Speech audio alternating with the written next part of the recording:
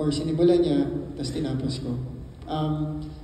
Sa amin naman, ang nauuna sa proseso, kadalasan ay melody. Kasi siguro, I'll start it with an abstract way of describing how it feels like. And then like, medyo na-breakdown ko rin siya into concrete things eh. So yung abstract way is, parang nakarinig ka ng song sa radyo sa utak mo. Parang gano'n. Parang, alam mo yung pag kunyari kumakain ka sa restaurant, tas may narinig kang sobrang gandang song. Hindi mo ma-recognize ka agad kung ano siya. Pero alam mo lang na may nag-strike sa'yo. It sometimes sounds like that in our heads. Na parang there's something there playing. You try to figure out what it is. And then, yung process from taking what you hear in your head, na sobrang blurry na parang narinig mo lang sa kabilang bahay, into like an actual fully finished song.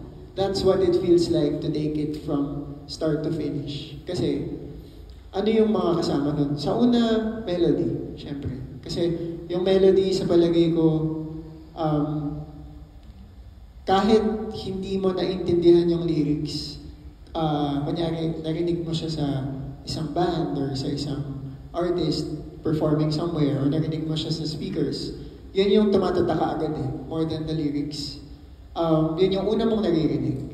Pero, yung pananaw kasi namin lagi, melody is what hooks someone in, lyrics is what makes someone stay. Parang gano'n. So, that's what usually comes first for us, at least. And then, we try to see what the emotion is saying. Kasi naniniwala rin kami na kung ano yung sinasabi ng melody, hindi kapareho yung sinasabi ng lyrics, pero connected siya. Ano ang ibig sabihin? Parang, minsan, pwedeng yung melody malungkot, pero yung lyrics masaya. Or minsan baliktad. Yung melody masaya, pero yung lyrics malungkot. Pero, pwede rin naman yung melody masaya, yung lyrics masaya. Parang, basta kailangan meron silang relationship. Hindi siya parang magkahiwalay. And then, kadalasan kasi sa amin yung nangyayari. We try to take it as far as we can in terms of building the melody and the lyrics first. Pero usually sa amin, meron siyang writer's block na yung tinatawag. Parang, ito lang chorus na ginagawa ko eh. Parang, or minsan naman full song. Like some songs din na full song. Whenever hindi na namin siya matuloy, doon namin siya pinapasa sa kabila. So, kunyari, meron ako nagawang verse or like kalahating chorus, ganyan. Bibigyan ko siya kay Paolo. Tapos si Paolo, sabihin niya, sige, try ko siyang ituloy. Tapos, yung I would say something that's unique to our songwriting process, which I feel like can be of help to you who collaborate a lot in songwriting, is when you collaborate with someone, it requires a lot of empathy. Kasi kailangan yung nararamdaman niya, nararamdaman mo rin. Hindi pwedeng yung nararamdaman niya parang hindi mo gets. Kasi kailangan parang kayong isang tao. Well, kami kasi literal, isa kaming tao pinagbiyak. Diba? Identical twins kami, tapos parang, yan eh. Kaya pala Ben. Kaya yun lagi yung parang feeling namin yung other half, siya yung magtutuloy. And then yun, I let Pao say the rest. Pero parang taking it from that song you hear in your head na very blurry into like a fully finished melody, lyrics, chords, is the process we always try to go through. So usually ikaw yung nagsa-start and then Pao is the... Hindi po. Not... Iba-iba siya eh. Okay. Kadalasan, depende po eh. Parang, basta makikita mo na lang yun pagka may sinend na voice memo na may ganun. Or kaya mahabang lyrics na walang context. Yan na yun. Ikaw naman.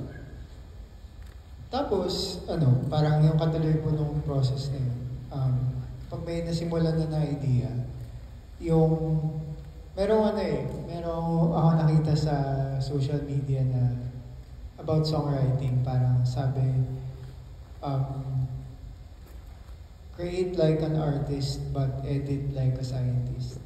So, parang, I think medyo ganun yung pag-apply po namin when we work on our songs. Which means, pag kinecreate mo siya, pag sinusulat mo, kapag nilalabas mo, huwag mo muna siyang i-judge na parang, ay, baka pangit, o kaya, ay, baka gamit na, or ay, baka hindi siya malakas enough. Parang ilabas mo muna siya mula sa loob mo. Tapos, kumbaga, kapag nasulat mo na siya or kapag na-record mo na siya, and then, like yung sabi ni Tiara na binigyan mo na siya ng oras, tsaka mo na siya bigyan ng panahon na i-edit, i-improve, i-refine, kunin yung mga malakas na part, kunin yung mga hindi malakas.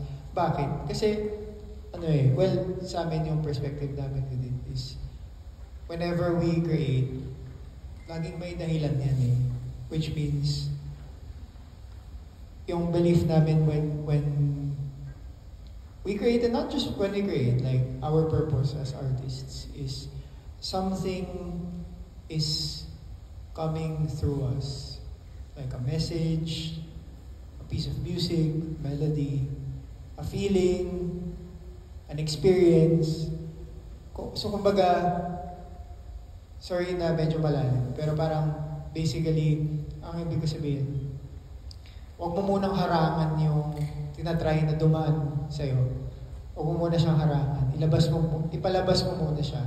Tapos, tsaka mo i-apply yung experience mo, yung learnings mo, yung skill mo sa pag-refine sa kanya after niyang lumabas fully.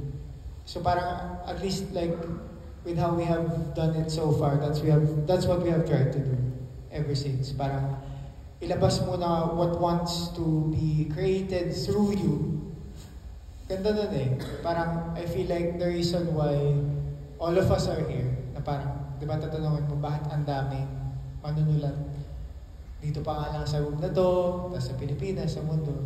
I feel like individually in all of us, there is something that wants to be created through us. Whether you believe in God or you believe in like some higher power or the universe, merong siyang gustong ilabas sa bawat isa sa atin eh. And it's our job to bring it out. And I think yung first step when we create is to not let that, kumbaga not get in the way of that first.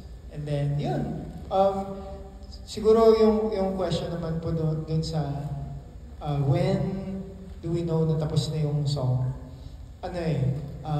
We just take it as far as possible mula dun sa time na parang nag-spur nung moment ng pag-create. Whether it's like isang bagsakan or like in segments, meaning this month and then like 3 months from now, parang tulidagan mo siya. And then, actually sobrang practical nung kung paano namin nalalaman na tapos na yung song. Pag nandun na yung deadline. Well, totoo kasi. Pero may may malalim na yan na dahilan. Kasi usually pag ito yung deadline, this is the time that it's meant to come out to the world. So, tsaka baliban dun, yun yung deadline. So, tama. Kasi kung hindi, forever tuloy-tuloy eh, di ba? We can be critical of our own works kasi pag walang deadline, sige, parang it's not good enough. Parang tuloy-tuloy ka. So, a deadline is good for, okay, it's done, it's ready. Alright. Jim?